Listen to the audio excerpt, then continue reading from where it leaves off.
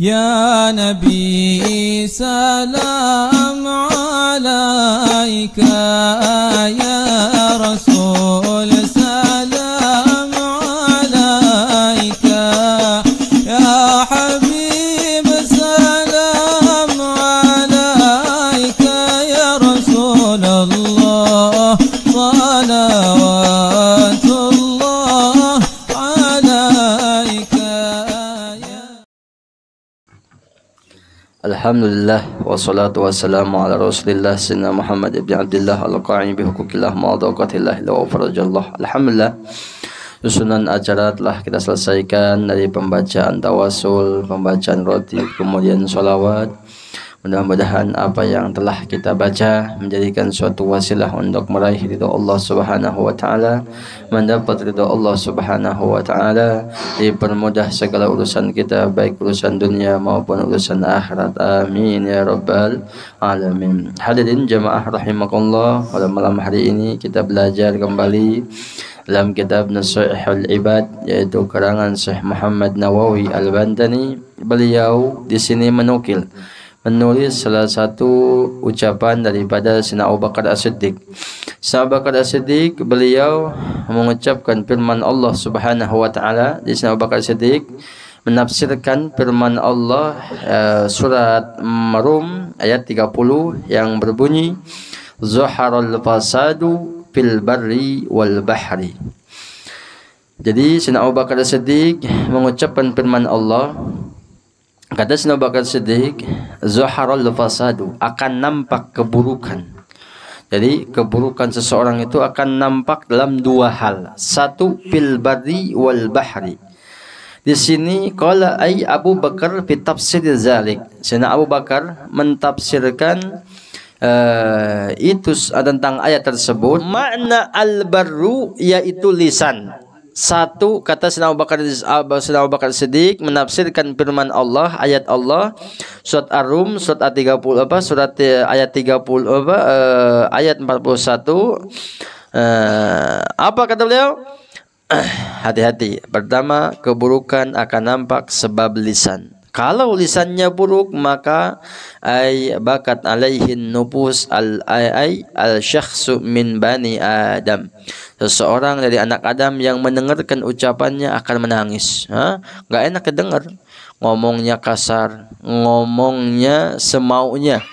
Nggak pakai ancang-ancang. Mau dia tua, mau dia muda, mau ke bapak-bapak, bahkan ke orang tua, ngomongnya kasar. Hati-hati. Ini bisa membuat seseorang itu celaka. Bahkan dalam hadis Nabi dikatakan al-bala'u muwakkalun bil mantiq. Bencana itu bisa diwakilkan disebabkan ucapan. Kenapa? Karena suka ada bahasa ucapanmu harimaumu. Artinya apa? Ucapan sudah disampaikan tidak bisa ditarik kembali. Ketika itu ucapan melukai hati seseorang sesama muslim, Masya Allah, dosanya luar biasa. Bahkan hadis lain Nabi mengatakan, seseorang yang melukai hati sesama muslim, maka dosanya lebih besar ketimbang orang tersebut menghancurkan Ka'bah Baitullah. Masya Allah. Ada apa? Harus benar-benar dijaga ini ucapan. Jangan sampai mengucap ini semaunya, seenaknya. Tetap ucapan harus dijaga dengan pikiran, hati yang jernih. Maka ucapkanlah hal-hal yang baik, maka akan timbul hal yang baik. Sebaliknya, ketika seorang mengucapkan hal-hal yang tidak baik, maka akan timbul hal-hal yang tidak baik. Kemudian yang kedua, wa ija fasadal qalbu, kalau hatinya sudah rusak.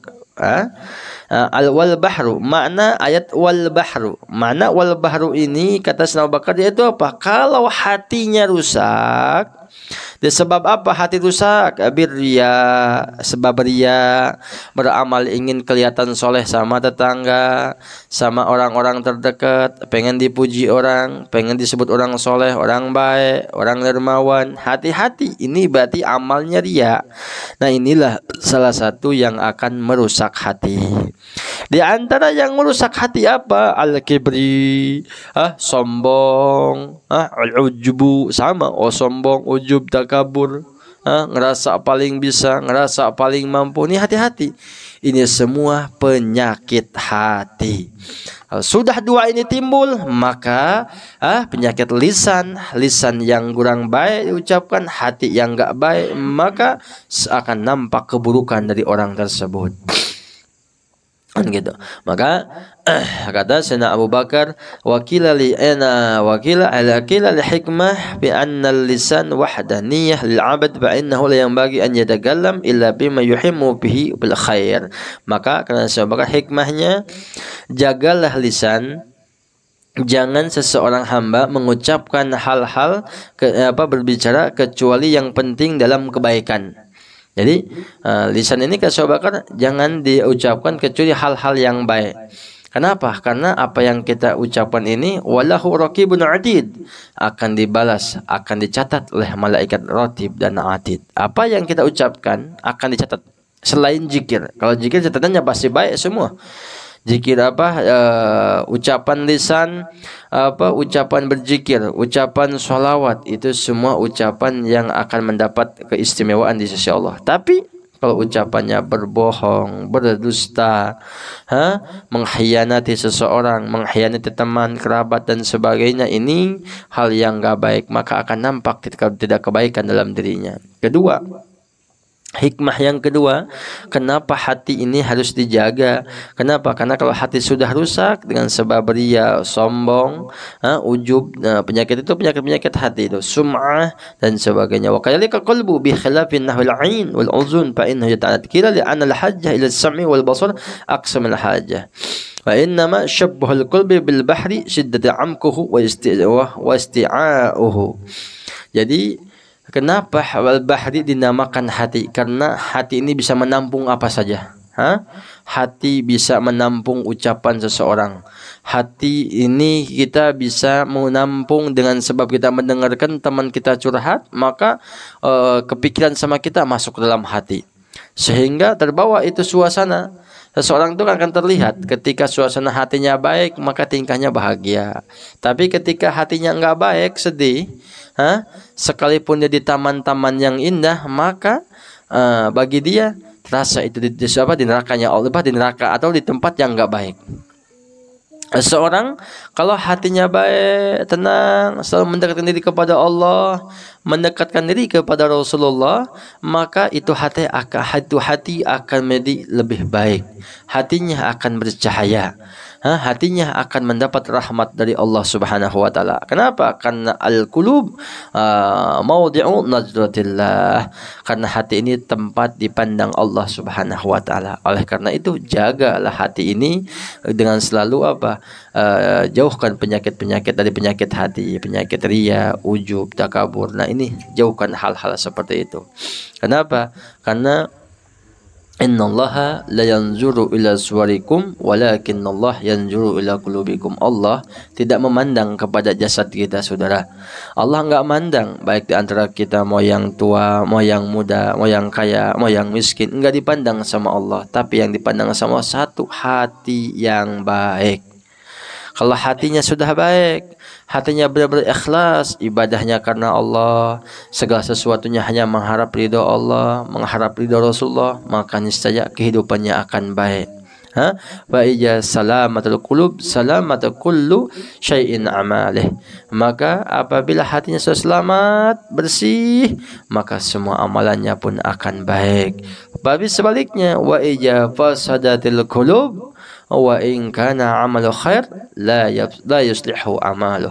Apabila hatinya sudah buruk, hatinya ada sifat ujub, riya, ingin beramal dipandang orang, segala sesuatu amalannya, sekalipun itu amalan baik, maka amalannya akan menjadi amalan yang buruk. Jadi dua ini kalau tidak dijaga, kata Sayyidina Abu Bakar bin Siddiq menafsirkan dalam firman Allah, maka akan nampak keburukan pada diri seseorang. Jadi kalau enggak mau nampak keburukan dalam diri kita, jaga lisannya, artinya jaga ucapannya dan jaga hatinya. Insya Allah kalau lisan dan hati akan dijaga, maka kita akan selamat hidup di dunia maupun di akhirat. Di dunia bersama bergaul dan manusia, karena ucapan yang baik kita selalu disambut dengan hal-hal yang baik.